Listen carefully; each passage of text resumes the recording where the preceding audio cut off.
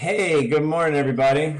Afternoon, I guess we're kind of right in that middle line. Hope that you're having a great Monday and that Easter went well for you yesterday. Want to dive back in today, even real briefly, just get back into the book of Proverbs again.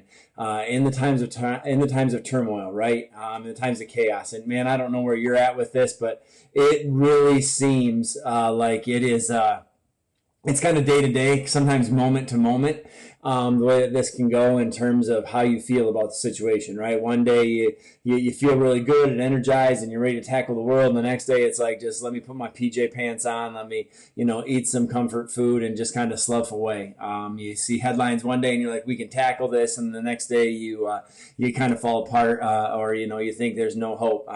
Did a survey this morning for churches, and I was asking pastors what you've done and how you've kind of made things work, and what you've shifted to, how you're doing your online service, what this and that and whatever, and it gave me a whole bunch of options. It said, name your top 3 emotions that you're feeling right now. And I went, man, like this survey I think could change based on like whatever hour of the day it is, right? Like depending on at 10 a.m. it's one thing, at 10:30 it's the next, by 11 o'clock it'll be different. And so I think I think a couple of them were like resilient, hopeful, and anxious were the 3 that I came up with. And I don't know how all those 3 really work together, and yet that's kind of the world we're living in. So in those moments, in those seasons, what do? I think we turn to God's word. We turn to God's word and we say, boy, this has been time tested. This has been forever approved. This has been enduring through all seasons of life, right? And so in our lives, this is new and this is unprecedented and we're not sure how to handle this. And God's going, I kind of seen it all. I kind of understand it all. And I gave you the truth that you need. I gave you the rock you need to stand on. I gave you the purpose that you can turn to.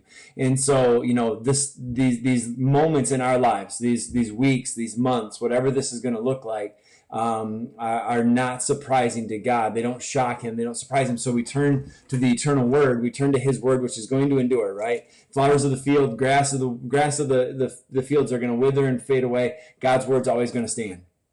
And so as we go up and as we go down, as we have good days and bad days, as we have good emotions and bad emotions, God's word is firm. And so we turn to that. And so what we've been doing is turning to the book of Proverbs, where there is wisdom and where there is guidance, where there is instruction for how we should live, even in these difficult times. And so turn into Proverbs 10 today, and just kind of read through it this morning as a devotional time, just kind of asking God to speak and to lead in my life and my heart today as I start this week off. And just really came to this verse that just got in my mind today and really helped paint a solid picture of helping me move forward and make the most of today. And I hope it does for you as well. Proverbs 10:7, hopefully you saw it on that front screen there with the oranges.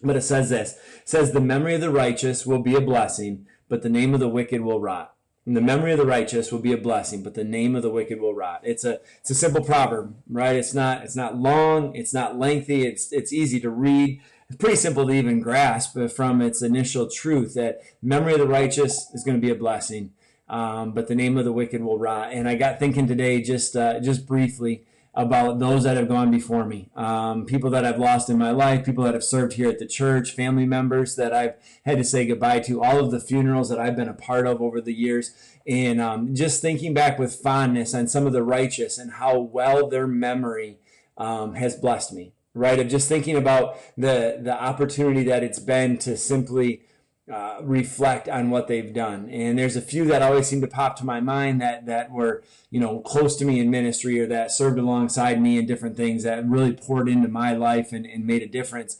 And I think of what a beautiful memory they've left with me, of what a blessing their memory has become. And then at the same time reading this verse, I thought of a few people in my life that have moved on, and not that they necessarily passed away, but maybe we're not in the same area of service anymore. Maybe they're not a part of the church. Maybe they moved out of the area, whatever that might be. Or, maybe it's at different seasons of my life. Maybe it was when I was in college and there was a professor or two that I could have really not cared a whole lot for. Maybe different people that have come into your life and situations. Maybe for you, it's been a boss or a teacher. Maybe it's been a terrible spouse that, hurt you or caused damage in your life. Maybe it's been a mom or a dad who wasn't very good as a mom or a dad, or an aunt or an uncle. Maybe it's been a coworker or a friend, someone that really stabbed you in the back. And you just, to think of them hurts. To think of them kind of sours your stomach or kind of spoils your day. And I think that verse speaks of those that we can think of, but I want to just turn us quickly to this thought for this morning. How do we make others feel? How are we living our lives right now so that when they think of us, what will our memory lead them to? What will our name bring to their mind, right? Are we a delicious blessing to their life so that they're thinking with fondness of the times and the moments and the occasions, or are we kind of a curse, right? Have we lived our life? Have we spoken our words? Have we offered our love in a way that they're saying, yeah, that person made my life better. That person was an incredible blessing to my life. Their memory, when I think of our times together, when I think of our moments that we share, when I think of our conversations that took place, that blessing is abundant in my life.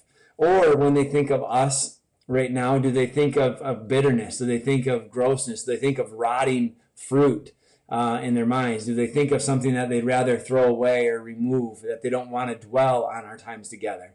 I think in this season that we have right now, there's no better time to focus on legacy, to think about the difference that we're making, to think about the love that we're giving, because this will be a memory. This will be a memory. And moms and dads, if you happen to watch this video today, can I just implore you, this will be a memory in your kids' lives. They will remember these times. They're going to remember your attitude. They're going to see your response. And it's okay to not be perfect. It's okay to have vulnerability and to share authenticity with them. But just know they're going to remember these times. They're going to remember your reactions. They're going to remember the moments that you shared in this time, in this season, how you either just dwelt in fear and caved, or how you responded in faith and trusted. And so make the most of this time, because at the end of the day, all of us are mortal. All of us are limited. All of us are, as the Bible would say, a breath, a whisper, a mist that appears and vanishes. And we have the option to write what our legacy will be. It will be a memory of blessing if we choose to live righteously, or it will be a curse of rottenness if we choose to live with evil. It's not a hard verse, but it can be a challenging verse. The memory of the righteous will be a blessing, but the name of the wicked will rot. Let's go be some fresh fruit to this world. Let's go share a little sunshine. Let's offer a little sweetness, and let's make this world a better place. There's too much rotten stuff out there already. Hope you guys have a super awesome, amazing day. Turn to God's word. It is trustable. It is trustable in these times. Love y'all. Peace out. Deuces.